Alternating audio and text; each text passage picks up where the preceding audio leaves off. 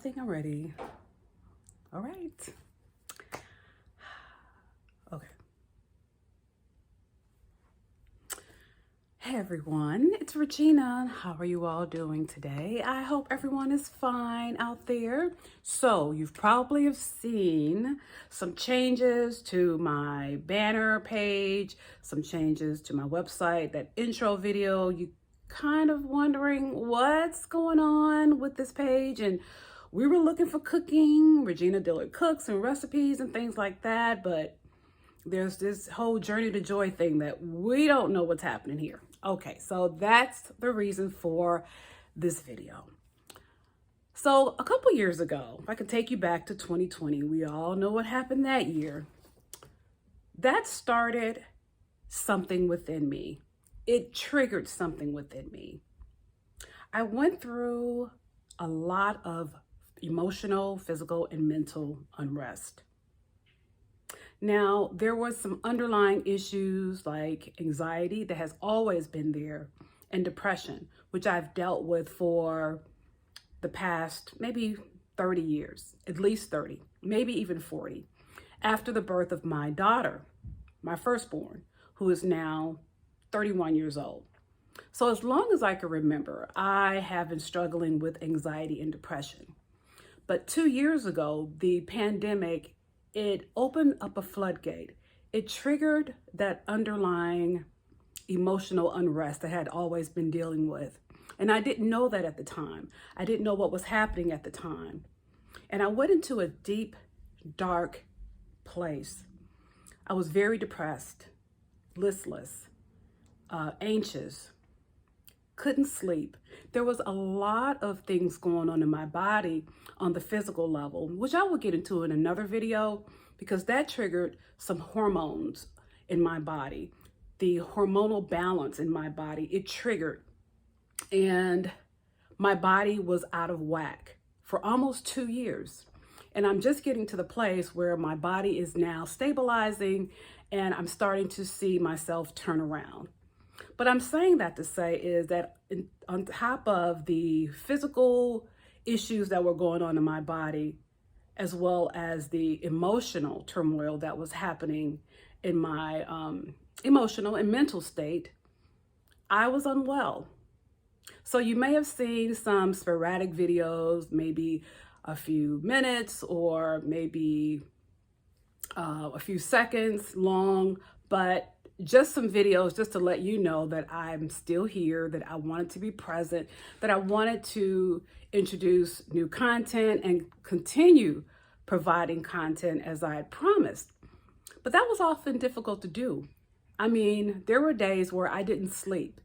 I'm not talking about just catnapping. I'm talking about no sleep. The same sun I saw go up is the same sun I saw come down. The same sun I saw rise is the same sun I saw set and rise again. And I never slept. That was how much my body was out of whack and my mental state was out of whack, to the point where there was a time, and it's really difficult for me to say this, but I'm okay with admitting it, is that I thought I no longer wanted to be here. Yes, I had made the decision at one point that, you know what, God, I can't handle this anymore. My body has betrayed me. My mental state has betrayed me. I don't know what I'm feeling. I'm feeling deeply depressed. I'm in a really dark place.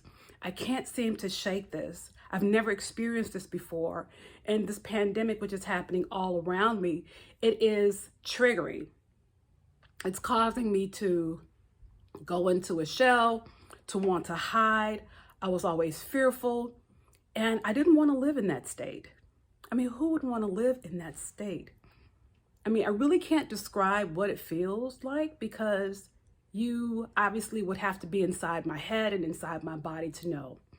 But all I can say is that for a moment, I didn't want to be here. I wanted to just check out. But every day, I decided to put one foot on the floor and then the other foot on the floor just to get out of the bed.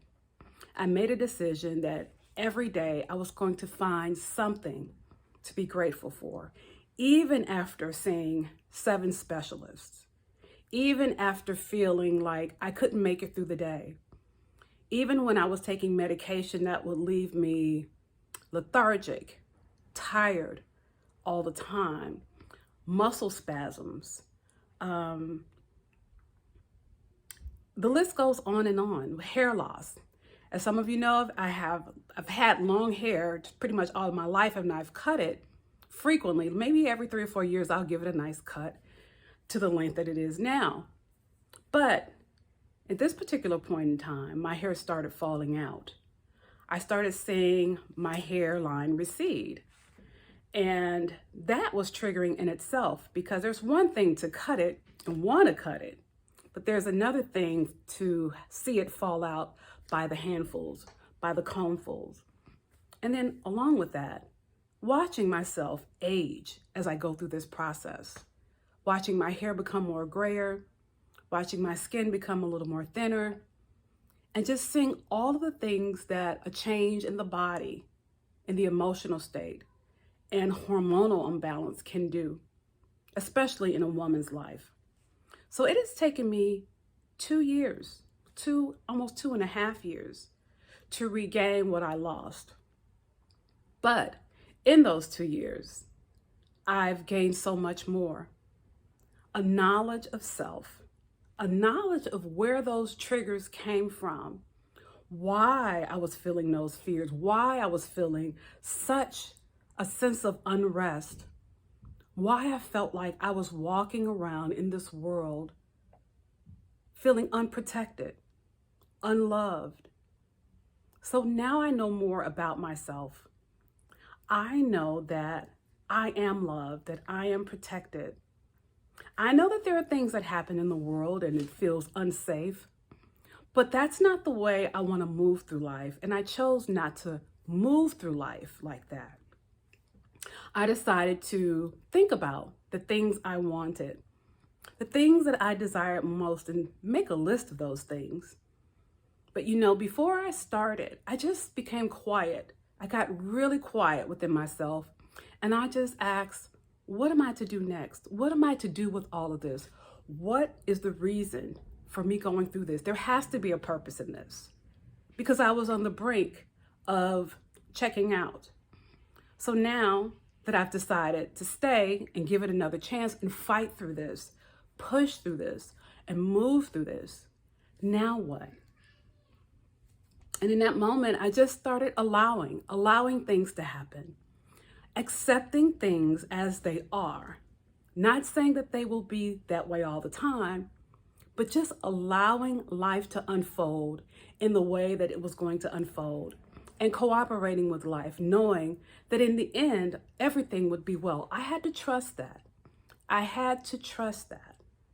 And there was a book by Iyanla Vanzant called Trust that changed my life. It changed my perspective about trusting God, trusting life, trusting yourself, and trusting the process.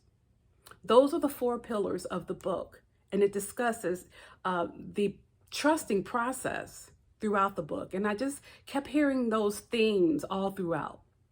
Trust, trust, trust. But I didn't know how to trust the process.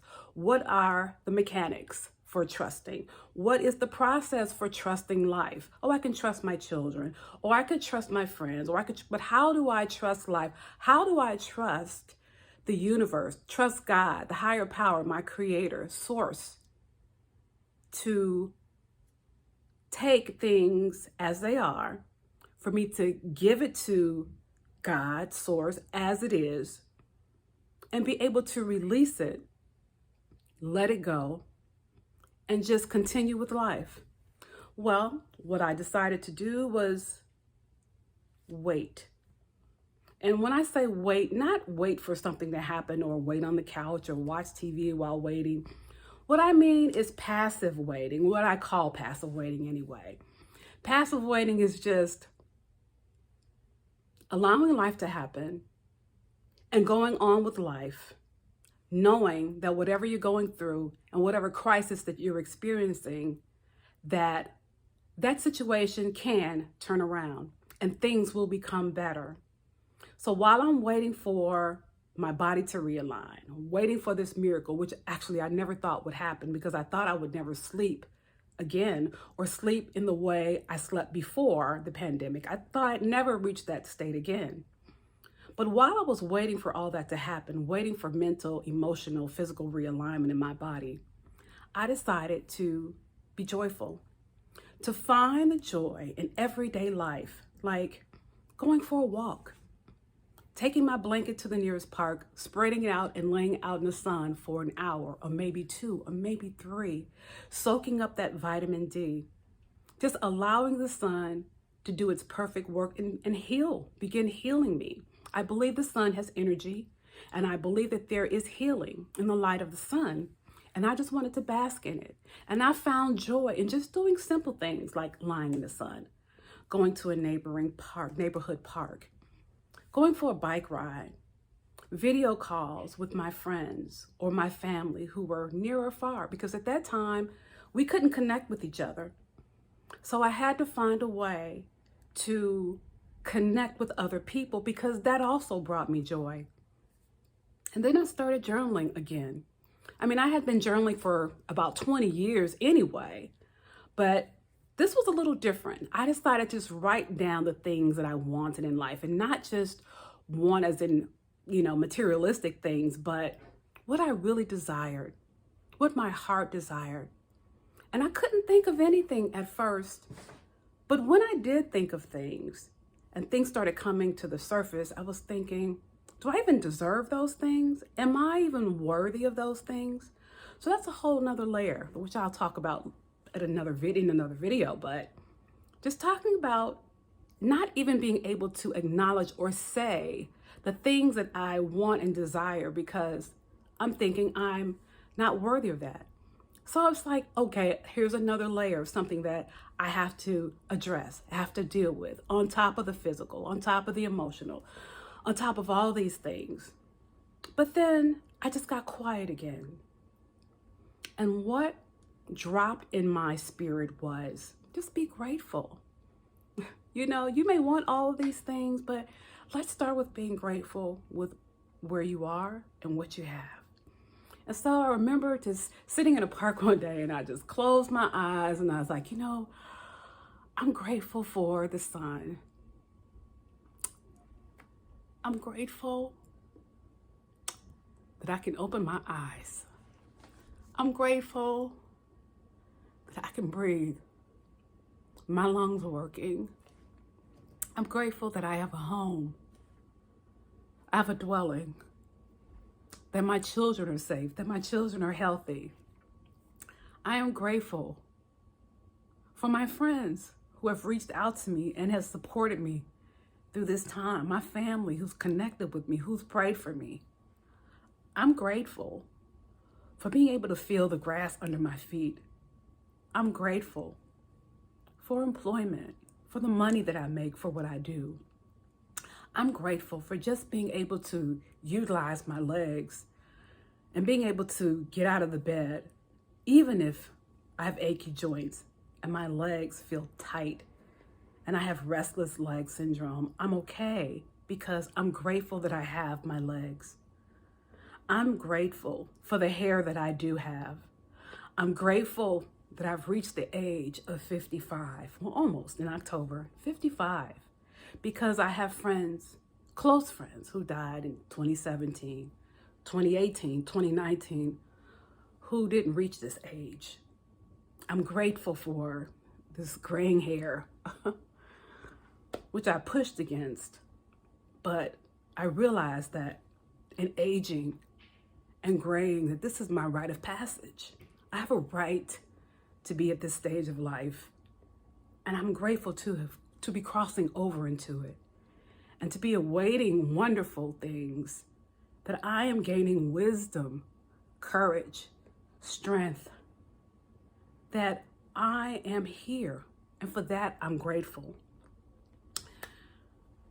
I'm grateful. So with gratitude, I was able to come up with things. Actually, I didn't come up. Things came up on its own after that gratitude fest.